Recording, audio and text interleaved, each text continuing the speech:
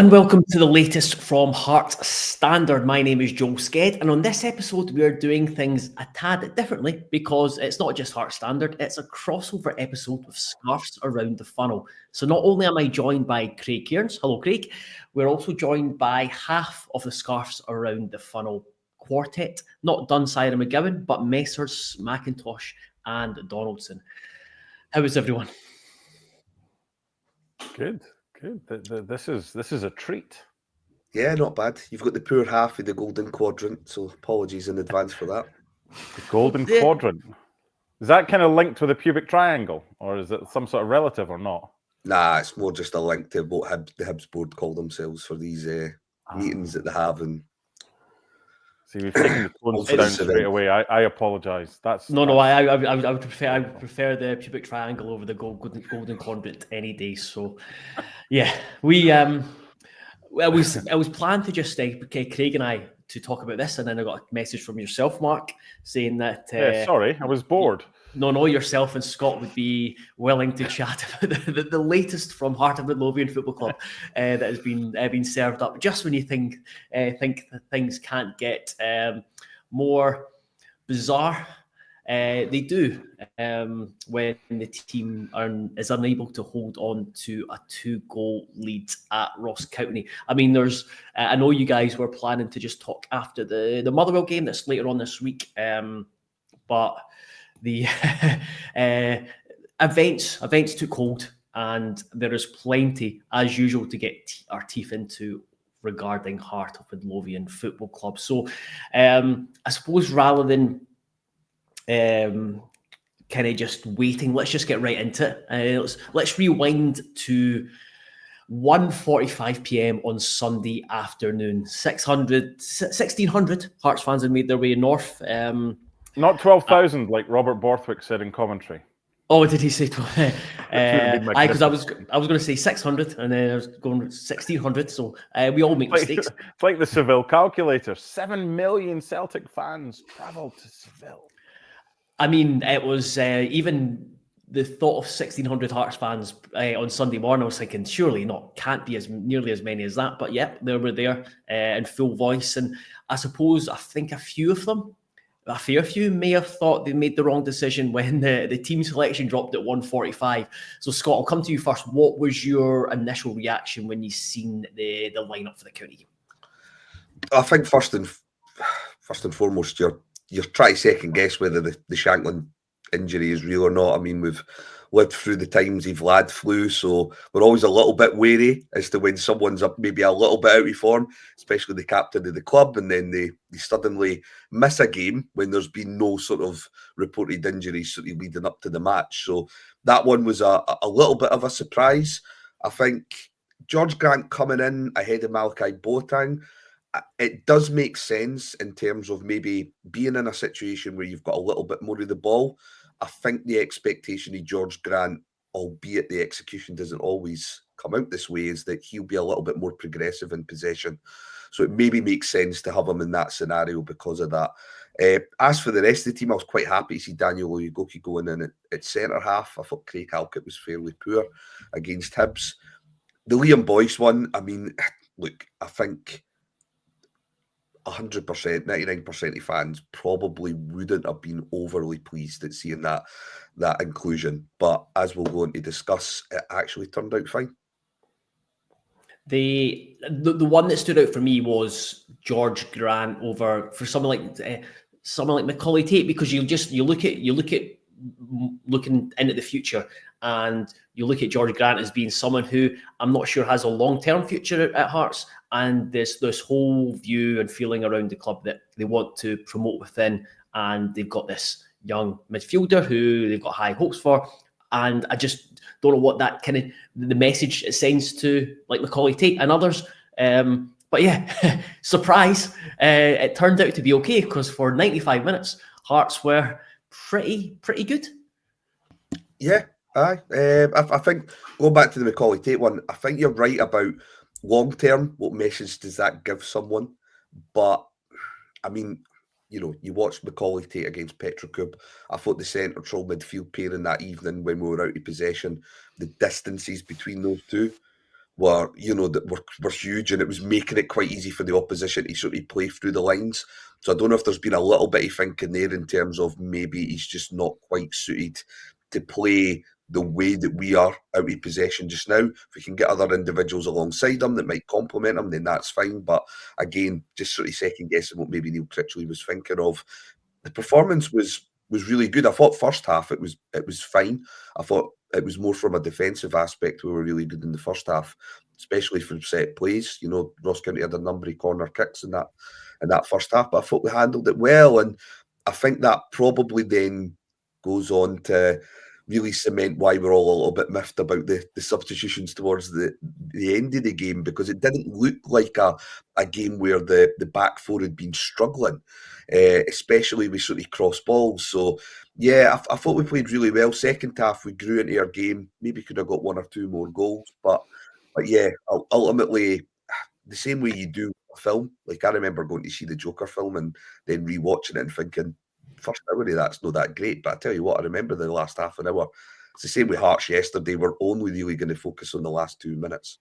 Oh yeah, we don't worry, we'll get to those last 2 minutes. Mark, what was, looking at the positives to begin with, I'm going to bring Craig in a minute, because I know he's pretty miffed with the penalty decision and the subsequent Scottish FA KMI report. But what was the aspect of the performance? Don't make it sound like I'm trying to make excuses for what happened after that, though. I want to make it clear that anything I say on VAR or conditions are completely separate from that capitulation, and I am not trying to make any excuses for it. Sorry, Mark.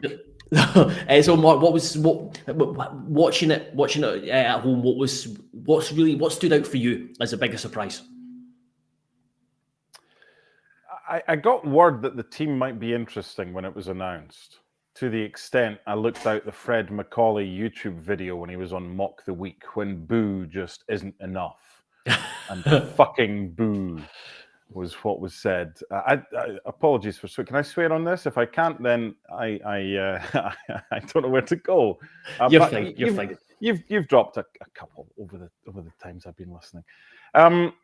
Yeah, Scotty's been over the team selection. There were positives in that we took the game to them. I don't think they're very good, but I think they are better than the sum of their parts. You look at the players, and it's the old, would he get into the team? And that kind of goes out the window right now, because some of their players, in fact, quite a lot of their players, will probably get into our team because they're hungrier, they care more, they're more passionate, they play to the bitter end. I said something, I was listening back to our podcast this morning when I was on a drive, after watching and listening to This Is My Story podcast last night. I actually watched Sunday Night Football, big NFL fan. I actually turned the volume down on Sunday Night Football because it was an hour and a half that Liam and the boys were on. I listened to every single bit of that. So there was that, there was your fallout kind of video and your piece, and then I watched back, listened back to ours. And I remember saying that this is a concern because Hibs are becoming Hearts and Hearts are becoming Hibs. That was after the Hibs game. Then we've been 2-0 up, and yeah, there are plenty positives, but to be 2-0 up after 95 minutes, and I think correspondence with Hearts Heritage this morning suggested that's the 2 latest goals that we have ever conceded.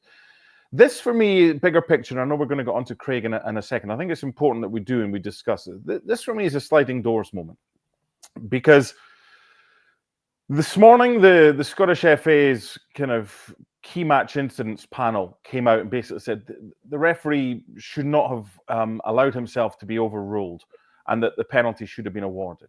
Now, like Craig, I'm not making any excuses whatsoever because you have to deal with the narrative that you have. However, we go 3-0 up if James Wilson scores the penalty.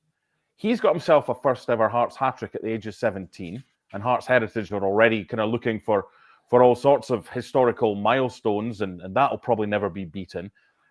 We then have picked ourselves up in a very good way after a Hibs defeat. All the things that Liam said, all the things that Scott, me, Laurie, and Ryan said, all the things that you and Craig have been saying as well, they don't change. There's still issues, but I'm slightly concerned at 2 things. 1, the capitulation, right? Because that should never have happened. But 2, are we in such a position now whereby that is That's how slim the margin is between potentially a 3-0 win, and even if they do score 2, we still get 3 points because of a refereeing fuck-up. And that was one of the other reasons as well why there was 8 minutes added on, because they made such a mess of it. Are we in such a position now whereby that is the difference between us coming home with 3 points and looking ahead to the new year and Motherwell, still with the problems that existed, and suddenly a protest on a plaza an hour before kickoff on Thursday? That seems to me to be too fine margins. There has to be some semblance of it's either this or it's this. There has to be something here. So yeah, there were positives, but really, is this where we are now? And that we're wallpapering over cracks with any result for one bad result like this, or one bad performance after being 2-0 up, to suddenly the world's on fire. There has to be something here. There's a lot wrong, and those issues do not go away with one bad refereeing decision. But we've gone from potentially celebrating 3 points, and that's better, that's a good reaction, to this. Whoa. It's the manner, because I think you came into the game, and you look back over the last 14 days. It's been the last 14 days where you go back to the Kilmarnock game losing to 10 men. It moves on to Petricup and was it trying to get? Am I getting my timeline mixed up? The bad ones were Kelly. The bad ones were Petricup. The bad ones were Hibs. Yeah, we had a win over St Johnstone, which was much needed, and then the bad one was being 2-0 up against Ross County. There's plenty of evidence there to suggest there are many, many things wrong with the football club. I'm not debating that. I hate the fact that we're that close to this pendulum just swinging over the edge, whereby it was kind of here, and now it's gone. It's off the charts. Yeah, I mean, I suppose that's where we're coming to talk about the fan protest. And it does seem like it seems like it's just something been brewing in the background, and that capitulation was kind of pushed it. It was a final straw. It was a final straw. It was a final straw. And suppose before we come on to talk about the capitulation and and if we want to bring in the penalty decision, I would like to be positive for one more minute and discuss James Wilson. And I'll just chuck this out to all of you. How excited should we be about James Wilson? I mean, what else is there to be positive about being a Hearts fan at the moment? It's very, very slim pickings. So to have a local guy who's so young, who comes across well, and the interviews that he does, seems like he has a level head, seems like he wants to learn and get better rather than believe the hype. I think we should be excited about it. It's just a shame that it's had to come at a point where Hearts are doing so poorly. But as he said himself last week, he's got the opportunity because of that. Partly. So, but yeah, he's taken it. He's grasped it with both hands, and I think we should be really excited. It's just difficult to get too positive or excited about anything at the moment, given the state of the team overall. But it's just a shame that I know Mark's already covered that he was denied a hat trick. They're potentially record breaking. I'm not sure, but that should have been a match-winning double. He should have been man of the match in a away win after scoring a double at Ross County, and he's been robbed of that because of just like 2 minutes of madness at the end of the game. I think you have to find things to be able to cling on to right now, and James Wilson is certainly one of them. And I don't wish to betray the trust or confidence of my mother. I'm just going to let you into a little message that she sent me. Now, my mum's a Hearts season ticket, like my dad, season ticket holder. Unable to get to games right now, but hopefully that can change soon. She is a volunteer at the Edinburgh Kids Hospital, and she's been doing that for quite some time. And she had, as she always gets, the Hearts group, the Hibs group or whatever. So she had the Hearts group this year. of which Craig Gordon was part of that. James Wilson was part of her little group. And she sent me a separate message, and I'm going to tell you what it says. She says, I have to say that James Wilson is one of the nicest young lads I've ever met, and he was amazing with the kids. So as much as Craig's talking about how excited we should be and how you've asked the question about that, I love that. I love the fact this is a 17-year-old kid. I was like working in a call center at 17 after I'd been at college. And I was working at Macro, I think it was, stamping the things at the checkout after you count how many things you've gone. We've all got our stories of what we were doing at 17. So for him to be doing that and everything that comes with being a 17-year-old, playing for your boyhood heroes, scoring for your boyhood heroes, and still the way he's been brought up clearly by what seems a fantastic family, he is a credit to his family. He's a credit to the football club. And as Craig quite rightly said, it would be magnificent for him yesterday if the referees hadn't screwed up to go back down the road with the match ball, something he could look back on forever. I got a hat-trick for Hearts when I was 17. So for my mum to say that, and she said he was just brilliant company throughout, the most polite individual, had as much time as he wanted for the kids, who he wasn't probably much older than. That says a lot. It's not just what they do, it's the perception that they carry off the field. And for James at one end of the spectrum to be in the same group as Craig, who was in the same group as my mum, who was showing them round, I thought that is absolutely fantastic. So he's someone we can be very, very proud of. And I was delighted when he signed a new contract that kept him at Tynecastle for another 12 months. I think one of the other positive aspects about his breakthrough into the team this season is that as a club, we've really struggled to tie young players down, especially players that are sought after down south. So you look at Ewan Simpson, Mark Leonard, Rocco Friel, even as a more recent example. We've really struggled to give examples of them as to how they break through into this first team. So even away from James Wilson's own personal progression and what he can contribute to Hearts this season, what I'm hoping this will lead to is easier conversations for Andrew Webster over the next year or two, when he's looking at 15, 16-year-olds and try to tie them down to longer-term contracts. We can now use James Wilson, and even to a lesser extent, Adam Forrester, as examples of how there is now a pathway through that academy into the B team and then into the first team. I think the only concern, and this is where the negative aspect in me sort of comes out, is I'm just hoping it's not a sort of repeat of the Aaron Hickey situation where, we get relegated and we find ourselves in a situation where we're not really in any position to sort of negotiate or bargain when teams then become interested, because by the end of the summer, Wilson's only got a year left on that contract. So I'm hoping we're going to be in a better footing off the pitch and on the pitch come the end of the season, so that we can actually sit them down and say, right, what do you want? What's it going to take to maybe add a couple of years to that year? Because I think it would benefit him to stay at the club, obviously, but it's not as simple. It's just saying that to guys and their agents or their families when they're 17, 18 and they're maybe being offered, an embarrassment to riches down south.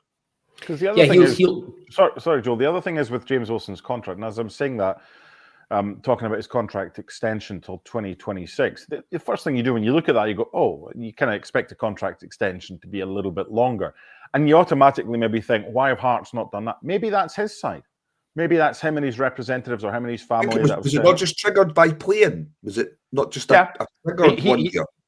He said that. He mentioned that he found out prior to one of the, I think it was a European game or something like that because he was in the starting lineup for that triggered that. So I'd like to see it be longer. I love the fact he's here till 2026 minimum, but you're right, Scott. You don't want to be in a situation come the summer. It's going to be harder if we're not in the top flight, but hopefully we can kind of get around the table and make that a 2028 or a 2029. Get him under contract. What is it? Kai Rolls is under contract till 2028, signed a long-term deal. So you're going to get money and you don't have teams just trying to kind of nickel and dime you for your star talents. Having spoken to him a few times now, he's reiterate what you were talking about, Mark, and what your mum messaged you. That definitely get that feel. That comes across when dealing with him, when speaking to him.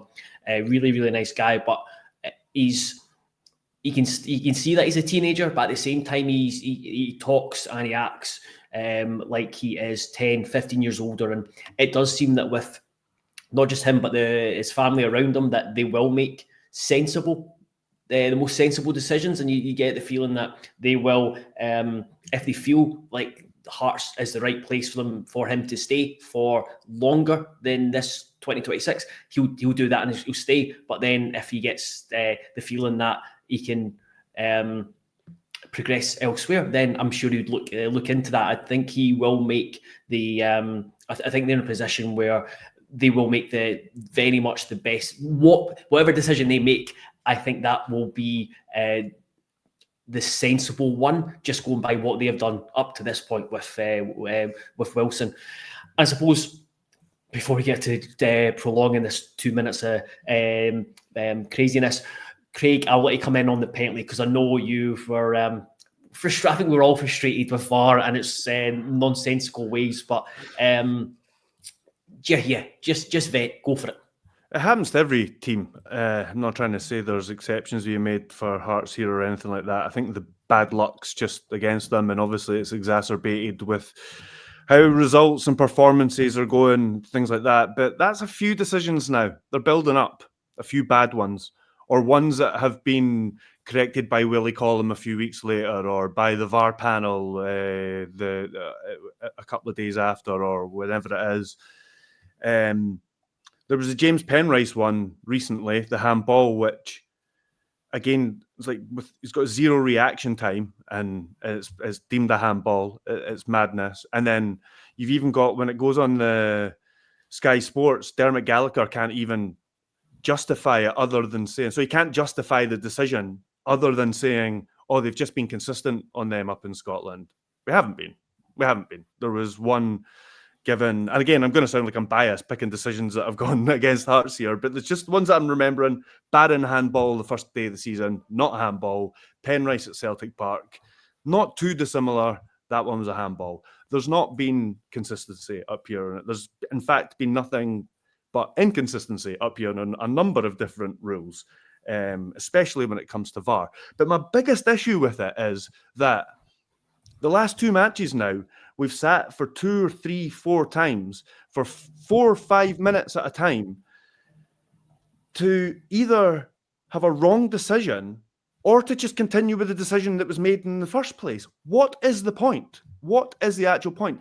And the game on Sunday, it became, and again, I'm not making excuses for how the game ended, but the conditions, the game would have ended sooner if they hadn't spent so long in both halves checking over and combing over VAR decisions that they're getting wrong. Or they're like the one with George Grant in the penalty box. Like, we didn't even know what they were looking at.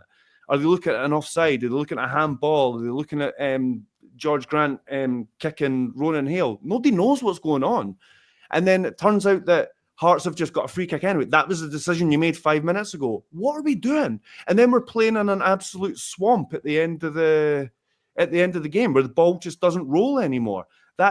The conditions still would have been bad at the end of the game, but it would have finished, 5 minutes before. That would have made a bit of a difference to how much football you can play.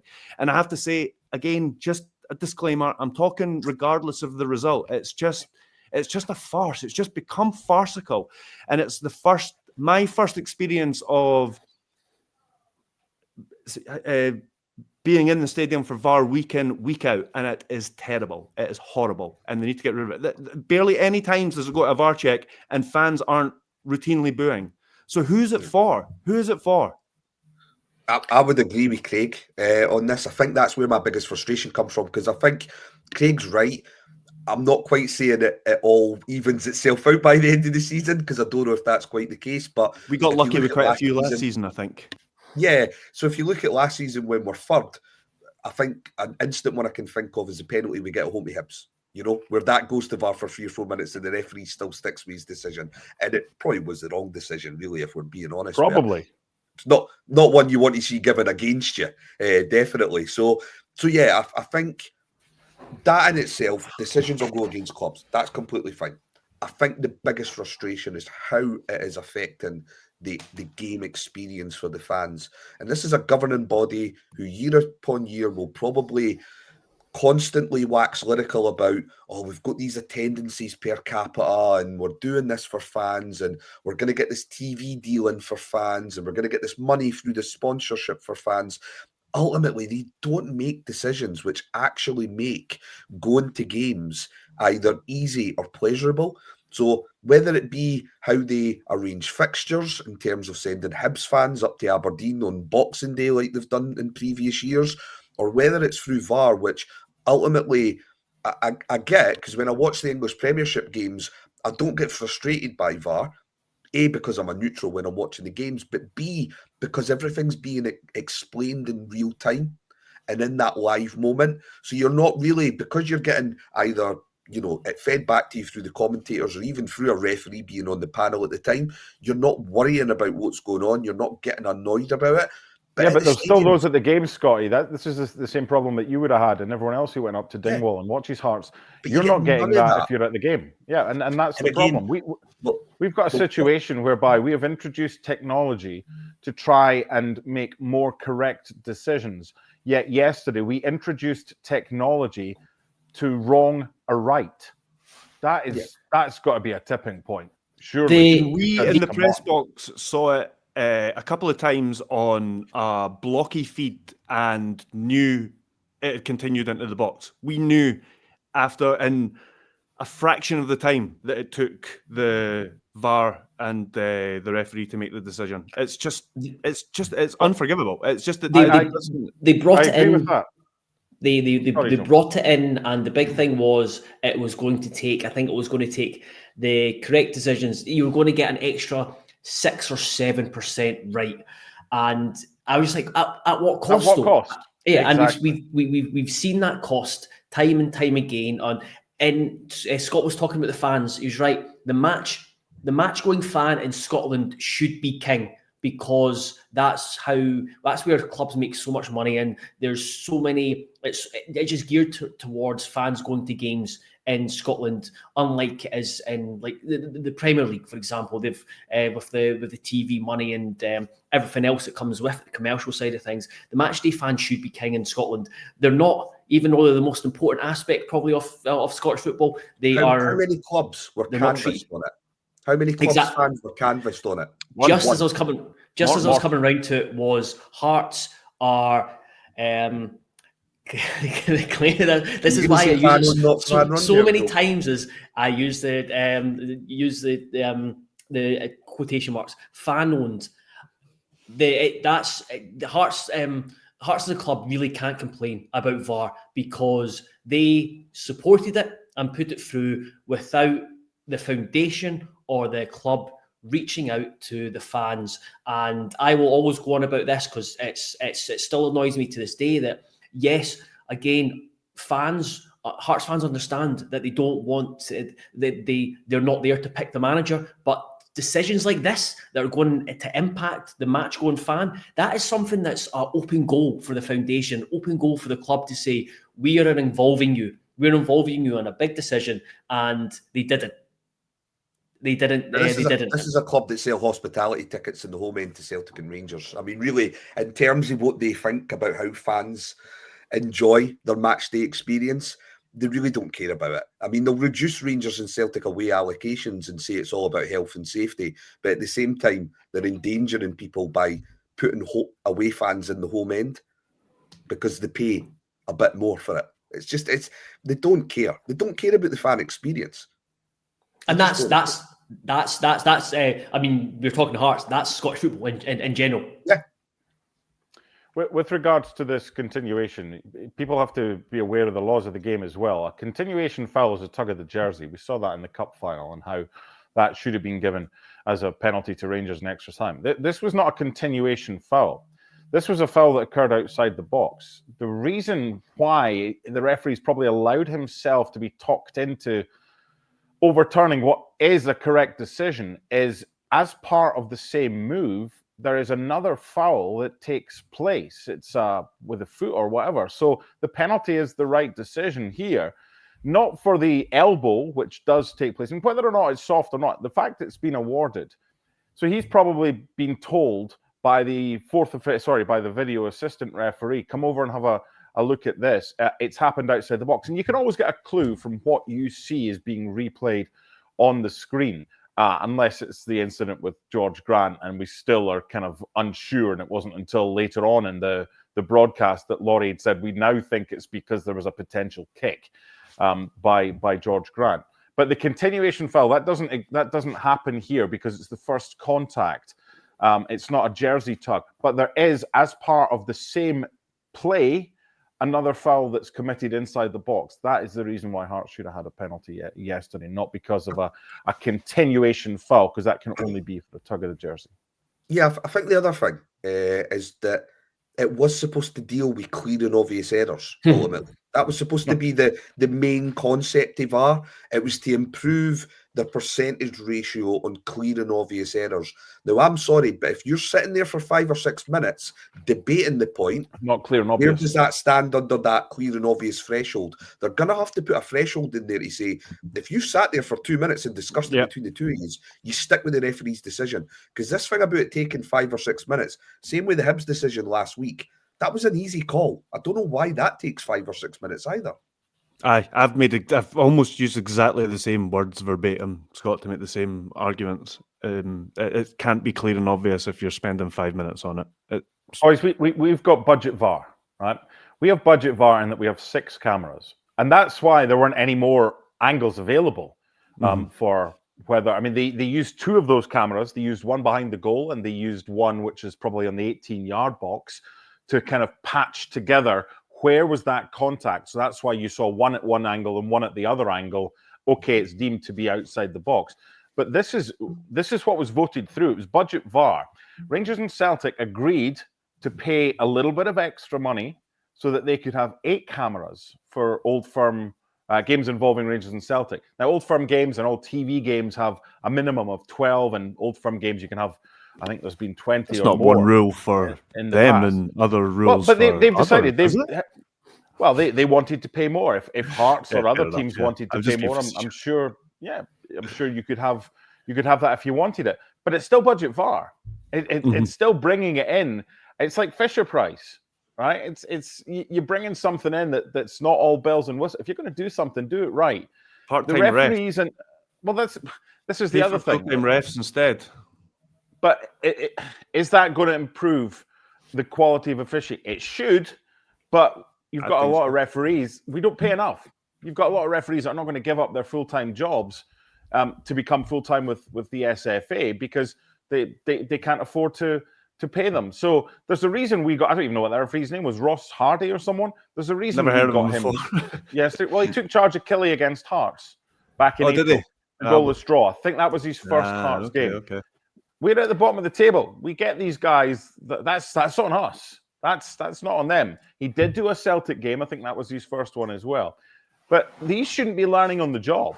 And he'll be annoyed that he allowed himself to have his decision overturned, which in the first place was the right one. This isn't a training playground. There's a lot at stake here. And going back to what we said earlier, you've got a 17-year-old kid that could have been going home with a match ball if he scores a penalty. And now we end up with protests an hour before kickoff on Thursday. That's the fine margin. It's a sliding doors moment. So yes, we've been skirting around the issue for about half an hour. 2-0 up, going into the 96th minute, and it ends 2-2. We've talked about we'll come on to talk about the different aspects of it, but how do you explain it? Who's that for, Joe? I mean, anyone can answer bad that. Connection. All right, I'll pick up. All right, go for it, Scott. That's fine. I'm fine with that. Yeah, I mean, really, the substitutions. We have to talk about that first and foremost because this isn't something that just happens as a result of the last 2 minutes. It's a pattern that develops because of the substitutions we make over the last sort of 15 to 20 minutes and whether any of them were really valid. I think Forrest for Moussa Drame, fine with it. I think Moussa Drame, I think his race had been run. He had a pretty good first half, probably more in terms of what he was doing from a defensive standpoint than sort of going forward. But I think it's fair to say we needed some level of fresh legs on the right-hand side. So no issues with that at all. I think it's the rest of the substitutions I just don't really understand. And again, I I touched on this at the start of the episode. We were defending well. It wasn't like the siege at the Alamo and we really needed to stick an extra body in there. I think the problem is we didn't stick an extra body in there. We put somebody in and then shuffled somebody across. It just, I don't understand that. And unfortunately, it creates an environment where Ross County get a bit more of a foothold in the game without creating too many chances, but we became less of a threat through those subs. So you've got to look at it from that point of view, first of all. In terms of the incidents on their own, I'll leave it to you guys to maybe dissect the first goal. But on the second goal, before you even get on to discussing goalkeepers and centre-halves, Alan Forrest, there's just not enough pressure on that ball. And that's a position we've seen Alan Forrest in the past. I think if you look back to, wasn't Forrest, but it was Vargas. It was the away game to Pilsen, I think, when they scored in the last minute through the own goal. Vargas has just came on as a sub. He's brought on not just to stretch them, but to also give us fresh legs in the wide areas to help us defensively. He doesn't get touch tight to the guy whipping the ball in. And that's an issue for me. That's the first issue. And then obviously what happens in terms of, I mean, I've never been a goalkeeper, so I think you're possibly in a better position to answer this, Joe. But I would imagine that as a goalkeeper, your best bet of collecting a ball is trying to do it from, maybe the highest point possible, or at least like waiting for it to hit the ground when you've already had two incidents, mind you, prior to this, where the ball has stuck in front of them and a Hearts player's had to clear it wide. I don't understand the logic there. And unfortunately, and I think you guys put this in one of your opinion pieces today, James Penrice, I mean, he is just literally, he's looking at Craig Gordon the same way that Craig Halkett started to look at Joe Pereira at times. There was that look of, like, just what are you doing? I've watched. So the first goal is harder to pick apart than the second goal, just because you've got a couple of crosses that are defended by Craig Halkett. They defend it, and then it's just reacting to that. Could Craig Halkett, I think it was the third header, could he have got better purchase on it? Could he directed it not into the centre? Could Blair Spittle or Benny reacted quicker than I think it was Nisbet that reacted in there? Those are kind of goals that not great, but you can see them being conceded. Whereas the second goal, I feel there's more to pick up on. You talked about, well, I don't think it was just Forrest, it was both him and Vargas dropped off to allow Ross County to have the easiest of throw-ins, and then there was no pressure on the ball. I've watched it back so many times with in terms Hearts of have centre and a throw in between the two goals as well. Yeah, I know. So there's literally there's 2 minutes between the first goal and the second goal. Just bang on 2 minutes, and I'm not sure how much of those 2 minutes the ball was in play. But with the goal and Craig Gordon, now watched it back so many times, and the sympathy I have for him is that he has started to come. And he has then hesitated because I think it might be, if it's Kopetka, I think maybe, has jumped for the ball.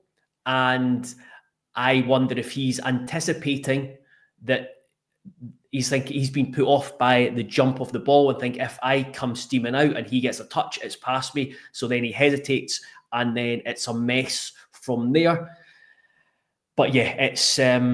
I wrote in the build-up to the game about Clark and Gordon. And, well, Gordon, in terms of this season, if you compare kind of shot stopping with the league average, it's not too bad. Compare it with Zander Clark from last season, it doesn't look good. Compare it with Craig Gordon's unreal 21-22 season, it's kind of nowhere near it. But that was kind of like a season for the ages. That was just incredible goalkeeping. I also noted that very rarely do you see Craig Gordon make egregious mistakes. I think that was one that you can put into egregious mistake. And I think his reaction kind of summed up as well with his head in his hands. I haven't spoken to Craig. I spoke to him pre-game, but just by message. I haven't spoken to him afterwards. He'll know. He screwed up. I can't defend it. He can't defend it.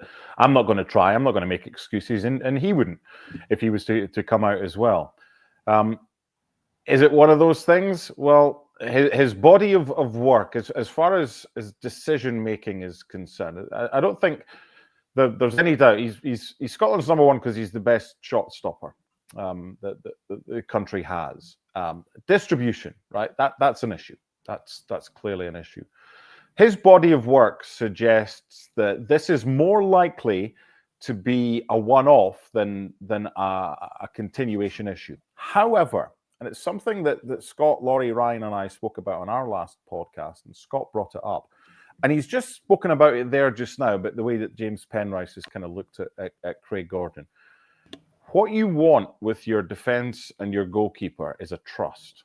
You want to know that the goalkeeper behind you is fine. Even if it gets by you, he'll make the save now. Scott's brought up the issue. Has that trust gone, or is that trust going? Don't know. And if it does, then it would necessitate a change. Now, throw in the timing of the Zander Clark's been linked with Hibs. Oh, interesting. Well, Zander Clark's in the same boat as Craig Gordon. Zander Clark's out of contract in the summer. Now, he wants to get back into the Scotland squad. To do that, he needs to be playing. There's also a suggestion that Hearts have got a one-year clause that they can trigger an extra year contract for him. Now, if Craig decides that in the summer he's had enough and decides that he's going to retire, it becomes really important that we get this goalkeeping situation sorted sooner rather than later. Now, is Zander Clark going to be the number one at Hearts next season? Is Zander Clark going to be the number one at Hibs next season? Is Zander Clark going to go down south? He was linked with Blackburn in the summer, but they kept hold of Pears, their goalkeeper.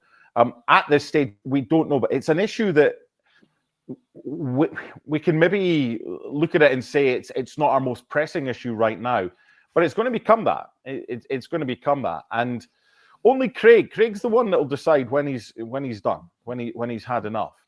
I say that he's still got a while left in him yet. Oh, sorry, that was a bad joke. That was your dad joke. Carry on. Sorry, man. He honestly hasn't made his mind up yet. He's 50-50 as to what he's going to do next season, or certainly do in the summer. If this becomes more habitual rather than hopefully just a one-off, then we have a problem. Does he survive this? Does Neil Critchley decide against Motherwell? Right, I've tried everything else. Now I need to try and change the goalkeeper. I don't know. Craig doesn't know. Zander doesn't know. We'll find out at 1:44, whenever the game kicks off on whichever bloody day it is. That's when we'll find out. But if they're thinking that Zander, they'd rather have him next season than no goalkeepers, and they don't want him to go to Hibs under freedom of contract, as of midnight on the 1st of January, he can talk to whoever he wants. So he's not going to sign a new deal without any guarantee that he wants to play some part of the rest of the season. So there's something else to think about. Long way of saying Craig fucked up there. We'll be well aware of that. Doesn't need any of us to tell him that. But hopefully it's a one-off, because if it's not, then the decision will be forced upon the manager that change has to take place. I wonder whether this. I mean, we've seen him make changes. We've seen him be forced into some changes, but there's been like we said with the likes of George Grant coming in and things like that. Boyce, that was unexpected. I do wonder whether this could be the time where he does switch the goalkeepers. I've said before that I don't think right now there's a lot between them. I've also said I don't think that it's been our biggest issue, but I wonder if Critchley has been thinking about it, but hasn't for whatever reason, then I don't know. It can be quite a disruptive thing to just kind of change a goalkeeper or rotate goalkeepers and anything like that. No team kind of rotates goalkeepers. So I wonder whether this could be the opportunity to try something different, but do it now. He has a sort of justification for doing it because there has been an error that's kind of cost Hearts. Another issue that if he does do it, Craig, I don't know if there's any way back for Craig Gordon. If he decides that it now is the time, then we may have seen Craig Gordon play his last game in a Hearts jersey. I hope that's not the case. Yes, unless Clark didn't then take his chance or something like that. But yeah, you could be right. You could be right that could mean that he wouldn't play again. What was it I was going to say? I can't remember. I maybe remember. Carry on, Joe. You were talking about how it can be disruptive to a team to constantly change goalkeepers, but only Neil Critchley can know. I'll come in on that. I think two aspects of that. So the incident in the game, it feeds into the view perception that fans have about Gordon and coming off his line and his decision making on these that's had on the back line. Again, that's exactly what I was going to say about that. But I was going to defer to you because, like Scott, when it comes to my opinion on goalkeepers, it's kind of limited. I think I defer quite a bit, and ironically for this one, I do wonder whether there has been an issue with him not coming off his line. And I drew the parallel yesterday when we were on our way back. I remember this happening to Alan McGregor towards the end of his career. Stopped coming off his line as much. Yeah, but I don't know if it's an issue or not. I find that when I thought was the hardest part of goalkeeping was the other side, other than the mental side, was decision making when coming for crosses and when to come and make that decision making, and it can get you in a lot of get you in a lot of problems, and then it can feed into the defence if they're unsure. I don't know if this guy's going to come for it. Am I going to have to just clear it? And then you just get into a bit of a mess. I've always felt that when he first broke through that was also a wee bit of an issue, just the decision making. But he was young, kind of young back then, which was understandable. So that's there's definitely been that view. Don't think it's as bad as maybe people made out, but you'd certainly point to the petrol cup, certainly the penalty incident is that. But looking kind of wider and like further down the line, and the talk of decision making or like a decision over his future, it's I feel like it's a difficult one now because you've got two goalkeepers who feel they'll be number ones, both out of contract at the end of the season, and the team are in the position they are, and the manager's under pressure where you're wanting the manager to be the one who makes the decision and goes, this is who I want for being my goalkeeper next year. So like when you're talking about Craig being 50-50, it's like you're kind of wanting the manager to be the one that makes that decision and goes, right, Craig, I want you to be my number one next season. And that makes Craig's mind up for him. So it's not again, it's we're in a situation here. I don't think it does make his mind up, Joel. I think his body tells him that, and he's honest enough. I think that decision might not take place until March at the earliest. Yeah, he'll probably play his last two games for Scotland in March, and that's if he's still the number one at Hearts. I mean, we've seen before with Steve Clarke, he does do loyalty over and what kind of favoritism over form with some players, but I even a guarantee that he'd be first choice next season. He won't want to just play for the sake of it. He'll want to be in a position that he feels he's still got something to offer. And if at any stage it comes down to the fact that he says, I've got doubts or I don't have what I had, and it might be detrimental to the football club. He's a Hearts fan. He's like us. The last thing he would want, whether it's him or someone else, is someone to keep goal at that football club just because they're a Hearts fan and they've come back to their boyhood heroes. So even if Neil Critchley says, I want you to be number one next season, I don't think that's the be all and end all for Craig. He'll decide when he's had enough, and he'll not want to go out. He'll not want to go out as second choice and to have some random midweek game being his last game in a Hearts jersey. So this one's got legs, and honestly, there's no point us second guessing what's going to happen because the man himself hasn't decided yet. Moving on to post-match thoughts, Scott, I'll come to you. And what is your view on Critchley and the kind of direction under him? Obviously, it's the last the last 2 weeks have brought a lot of scrutiny. He talked after the Kilmarnock game about the Kilmarnock game being a red flag. In my view, there's been 2 or 3 red flags since, and then you got the kind of the pressure on him. How are you feeling about the management at the moment? Yeah, I kind of felt that last 20 minutes yesterday and the last 20 minutes against Hibs. There's been a real sort of turning point in terms of my fear over the next 6 months. I think it's something that a lot of us have tried to give him the benefit of the doubt by talking about the scheduling not probably being conducive to what he can bring on the training pitch, and that's potentially been a bit of a selling point for Neil Critchley when we've brought him in. I think, unfortunately, with each passing performance, we're finding ourselves in a position where what we're really needing, and I know Mark's used this term in the past, we're needing that firefighter. We're needing someone who can put out the flames, get the best out of some of these players, short term, and that's potentially going to go against Neil Critchley, retrospectively, whether it be in 3 months or 6 months. Do we end up talking about his reign at Hearts and say, it just, it could have been a case of someone just coming in at the wrong time, in a better platform where things are slightly less toxic on and off the pitch. Would he have been able to come in, work with players Monday to Friday and make them better? Who knows? He's got that record with the Liverpool youth to suggest that he can certainly coach players.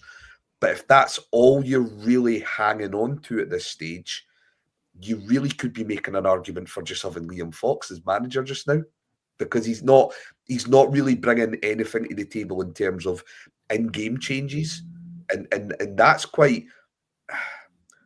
really alarming, because for all that I've criticised Stephen Naismith in the past, that's something he actually was. He was quite good at that, wasn't he? He was pretty flexible. He didn't get it right a lot of the time pre-game, but when he identified it quickly, and he also was able to make those changes. So I do think that's one of the most alarming aspects of it, is that in those moments, like you look at the Hibs game, that game really would have trundled on to 1-1. There wasn't really a lot going on second half of that match from either side. Hibs make 2 really prudent changes. Hearts make the change with Dander for Spittle, and the game swings because we just couldn't get any momentum after Hibs get that goal. Yesterday, like I say, people will fixate over the 2 goals, but it's an accumulative result of the last 15, 20 minutes of that match when we start making changes. Does Alan Forrest have an impact? Negatively. He doesn't do enough for the second goal. Does Kenneth Fargas have an impact? Only negatively. Does Craig Halkett have an impact? Very mixed. So really, when you look at that and you look at his in-game decisions and substitutions since he's came in, there is now starting to become a sort of dossier or a sort of crime report of a few things going against him, and this constant sort of trying to defend him that we've tried to do, I think, over the last 2 or 3 months, and pointing to his coaching background. I think that's now it's hitting less with the fans. I think the fans are like, well, we keep hearing that, but we're not really seeing anything of that coming into fruition. So January's going to be big for him. I know some people are wanting a change now. I think, or I would have thought, some of the players that we've been looking at in that, I would like to think that he's been part of that process in terms of, giving the final decision on who comes in and who doesn't. So I'm still not too sure to, right now would be the right time to make the decision. But yeah, it's not looking good. You want to give everyone the benefit of the doubt. Anyone who starts a brand new job, okay, you're inheriting a shit show on most occasions from the previous incumbent, and it's going to take time to do that. We have appointed, as I said in Scarves Around the Funnel, we've appointed a head coach when right now we need a manager. It's not Neil Critchley's fault, because he was the one, and listening to the boys on This Is My Story last night, what was it they said? He was sitting around and he's careful, and he's sitting around in his pajamas eating Cocoa Pops or something like this when the phone rang. He applied for it. He's not going to turn it down.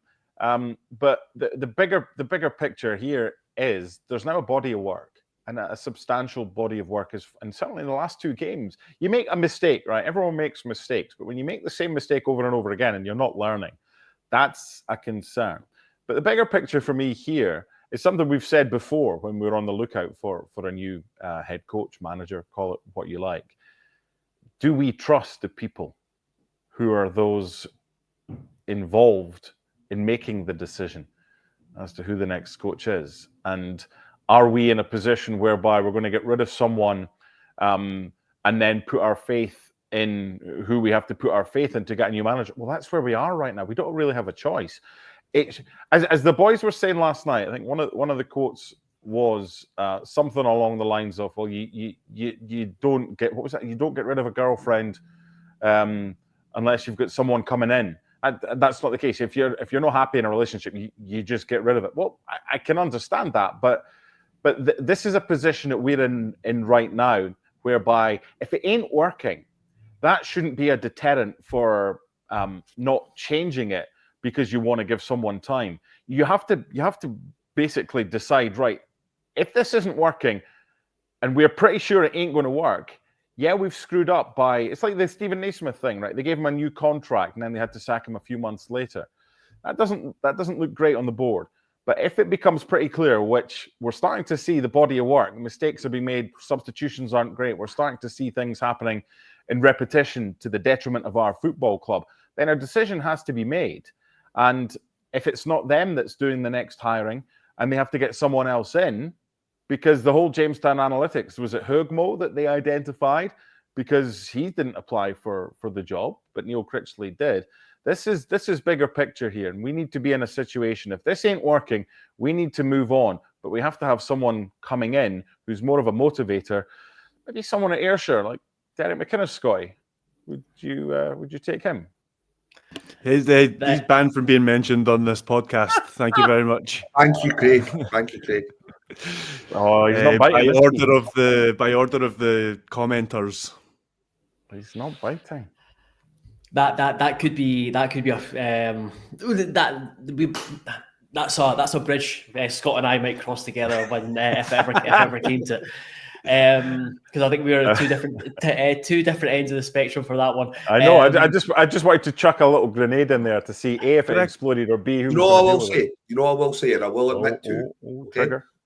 When you're second bottom in the league, I would not begrudge any Hearts fan who has listened to me over the last few months talk about Derek McIntosh and say, how can you discuss this topic with such a level of hubris to say that we should just not say yes to a guy with his experience in this league? So I do get it. I get where it comes from. It's the same thing as going back to the Stendhal and Jack Ross sliding doors moment in 2019.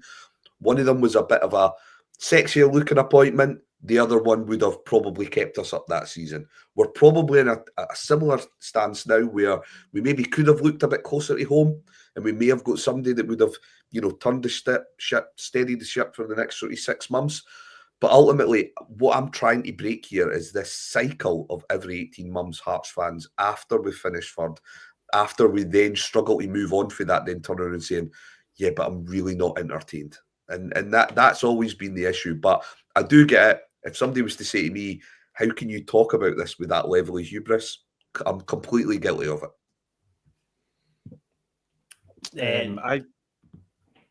Sorry, go on, Craig. I'm sorry, I was waiting for you to come in and then I'll move on. I just wanted to kind of play devil's advocate a wee bit, but there's kind of like a point at the end of it as well, which it doesn't necessarily disagree with anything that's been said, but I think there are some circumstances around the last few weeks. I think injuries and suspensions have caught up with them, and that was already in an imbalanced squad that aren't Critchley's players, and he's not had a chance to have any recruitment yet. And I think the key thing is that he's a training ground coach and he's not had any time on the training ground. Because I tell you what, I am absolutely done in with the amount of games that we have to cover and going up to Dingwall. And it's been nice to go abroad and stuff, but see like that and then coming back to just a winter schedule and can't see the end of it. Still can't see the end of it.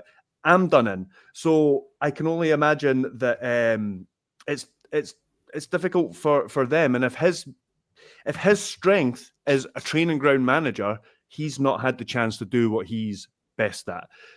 But then that all comes back to was that the right appointment in the first place? Should he have and been? then, Yeah, exactly.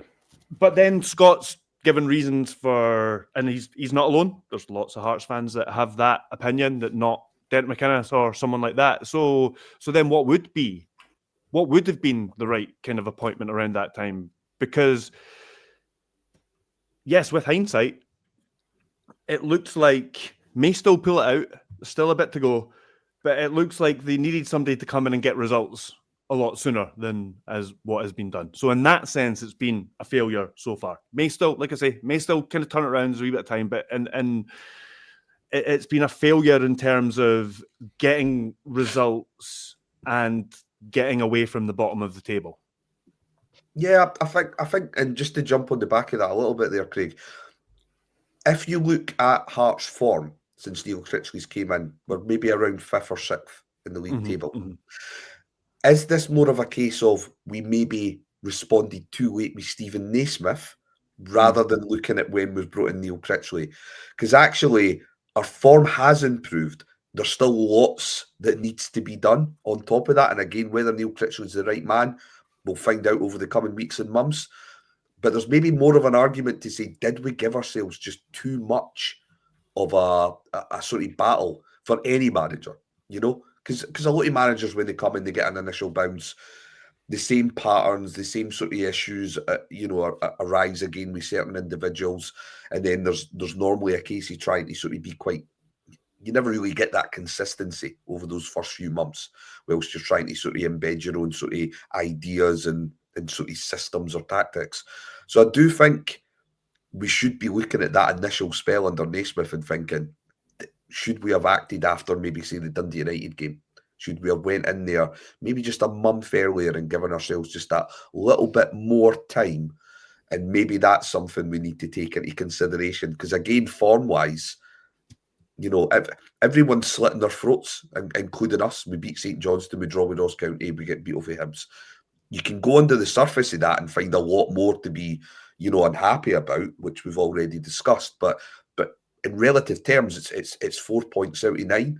And in terms of fighting relegation over the course of a season, that would probably see us through, especially considering where I see St Johnstone and Ross County just now. Yeah, exactly. Yeah. But that's where we are. That's the damning place that we are. That is, yeah.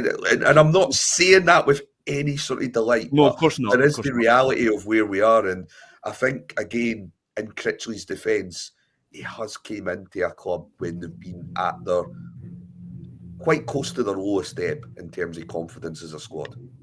If only the club had experience before of waiting too long regarding managerial decisions.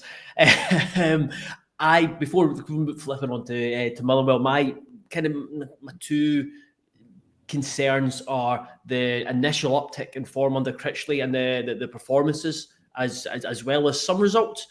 And it's the regression since then that's concerning me, and something that Critchley can't really help with. Well, he can if he gets results, but a lot of fans have started to make their own judgment, and that's always the fear when a new manager comes into a club. He's not midway through the season when he's not working with his own players. Hibs have gone through the last few seasons where they've changed manager during the season, and then you're basically having to get 2 or 3 windows to get your own squad. But by the time you get even your second window, fans have already made their mind up, and you're already under pressure. You're already getting criticised, and I think we're starting to see that now, which makes Thursday a very, very big game as Hearts host Motherwell at Tynecastle Park, 3 o'clock kickoff.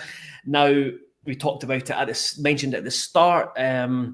Before we even talk about the game, we'll just finish quickly on the game. But there is a protest planned at 2 p.m. on the Foundation Plaza. We mentioned that there's, I think this is when we mentioned it off air, that there's definitely noticed that there's still definitely a divide within the fan base, whether it's the right thing to do. There's people that don't feel it's the right thing to do. Some fans will not be participating. Other fans have been very, very strong in their kind of push for a protest. since you kind of talked about it earlier on, Mark, what's your feelings around it? I totally get the gripes. I think with something like this, and as I said earlier, the sliding doors moment, this isn't even this season isn't even on the table. I think it was the manner of how we didn't win at Ross County has exacerbated and sped up this protest to happen. I looked at the comments. I thought it was interesting. Underneath the "This Is My Story" post when they put it out, and you're spot on. There is a kind of, I'm with this, I'm against this. Why are you doing it at 2? Why don't you do it after the game? And then the response is, and it goes back and forward. But ultimately, what we've got to be careful of is we don't end up with factions of our support. This is a time that we kind of need unity, and maybe it's the right thing to do, but at the wrong time. And you've got to be able to see both sides of the story here. You have to play devil's advocate against yourself, because one's going to say, well, if now is not the right time, when is? The other's going to say, well, why don't you kind of get other groups together and then maybe see if that's something that you can put together, something that's going to have a little bit more impetus. Because you've covered it, the Evening News has covered it. We would have covered it as well, and on Scarves Around the Funnel, but we're not on until after the Motherwell game when we'll speak about it as well. And just listening to Corbett last night on This Is My Story, talking about why they're doing it, because that's important as well. It isn't just a group of people that are getting together and who are unhappy and the demand change, but they don't really know what they're protesting about. It was explained by Corbett why they're doing it, and also why they're doing it at this time. I don't want there to end up being factions with this football club among the support. And yeah, the fans that didn't show up for the game at Tynecastle prior to the Hibs game, I think it was the St Johnstone game, and there was the ultras behind the goal. You've got to be able to see both sides of the story. But Scott came out with something on our last podcast and maybe suggesting that it might not be the right time to do it if it's done kind of quickly. It might be a time to get something together behind the scenes and to have more of an impact if it's done with a bigger group. I've got no issue with the fact that they're doing it. And whether or not they choose to do it before the game or after the game, yeah, some people might have a gripe with that because there are clearly issues here. But we need to everybody needs to be together here because everybody's voice, and you're not going to get total unanimity of decision-making here. You just look at the responses to their posts. But what you have an opportunity to do here is to get people on board with the cause, whether it's the minutiae of X isn't the right person for the job, and Bud should do this, and James should do this, or whatever. The more people you've got, the louder the voice that you've got with this, all saying the same thing, surely it's going to have more of an impact. And if that means taking a little bit of time to get this right, to get your tactics correct, to do this, and that might be the case that this is something they go ahead and do after they've had the protest, because I've got no issue with them having a go and protesting about this. But maybe if they just, after this, if they all get together and then a bigger group, if we lose, for example, or whatever, because the results not going to determine whether or not they're happy or they're unhappy. This is bigger picture here.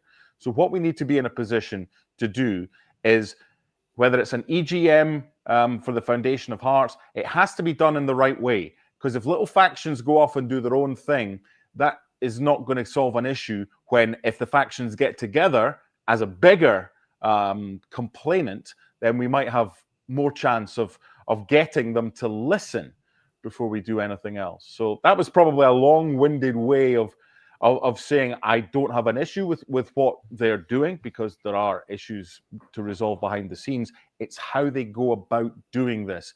And if they can go about doing it the right way rather than the quick way, then they might have more of a chance of being successful in whatever their quest is. I suppose I made my stance relatively clear about a few weeks ago.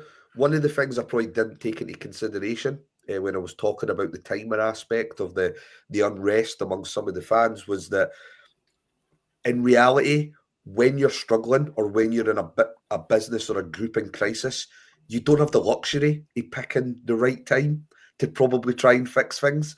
And I think this is where I do have not just sympathy for people who want to protest, but I actually really admire what they're doing. Ultimately, whether you're against or you're for the protest, you're doing it from a position of fear about what's going on about your club.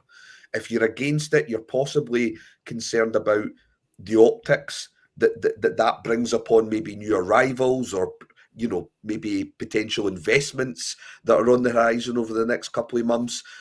If you're for it, it's coming from the fear of there's been this pattern now in terms of decisions being made within the club for X number of years, and we're worried that if nobody says anything and this is allowed to continue, it could lead to bigger ramifications for the club. So it's all coming from a good place, whether you're for it or against it.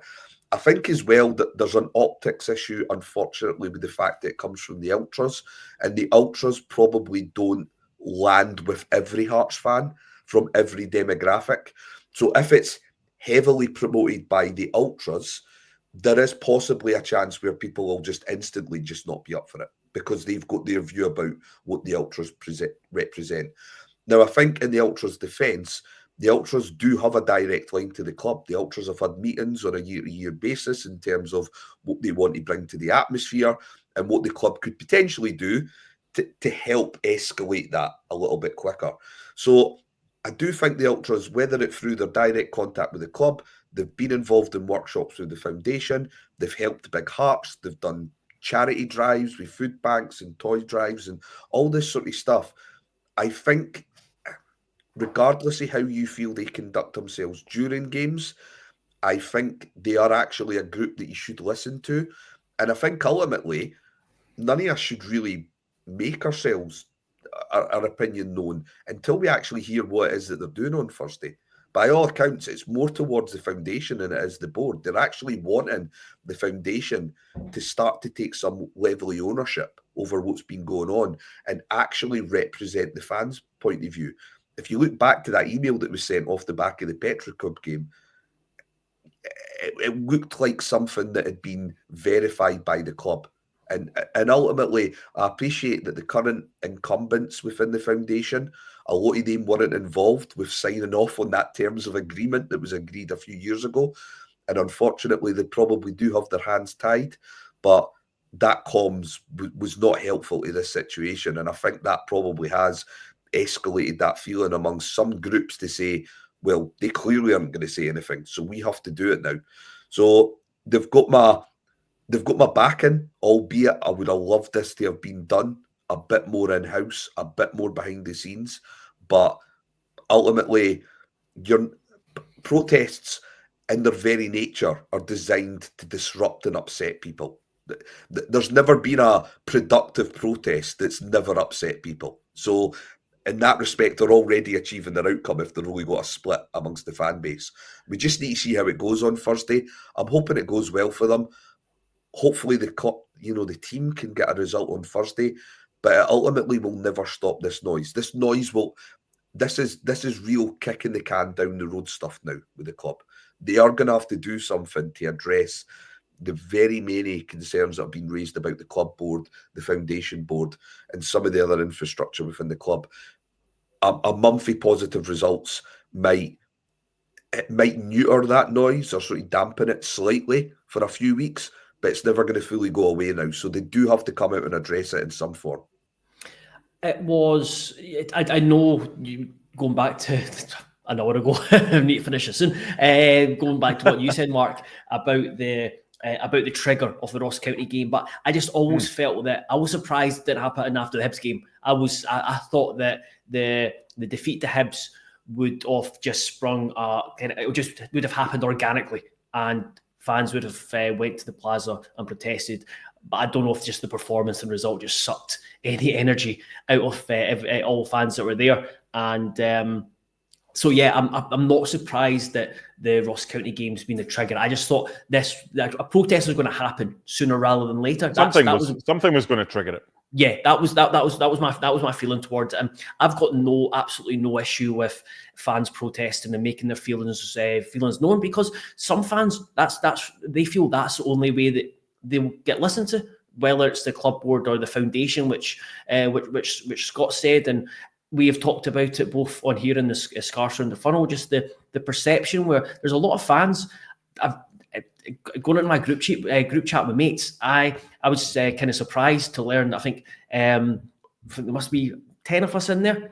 I am the only one that pledges, I think, anymore to the foundation, and that there's that feeling, and it goes back to something I think Scott said off air, is that it's the foundation, like their view is, why am I paying money? That what am I getting out of it? And there's just this feeling amongst fans, and I get it, that they don't feel as if it's a fan-owned club. They don't feel like their voice is heard. So this is a way to voice their feeling. I hope it's done. You just want it done in the right manner, like peaceful protest, for example, as people say. But I completely agree with people protesting again. And reiterate, Hearts are in a relegation battle for the second time in 5 years. That just points to more than issues on the park. That points to issues off it. And that's why fans are quite right to protest. Again, understand that some may view it as protest, that may be against it. I respect everyone's views, and especially if maybe the fear around potential investment and how it kind of the optics and how it looks.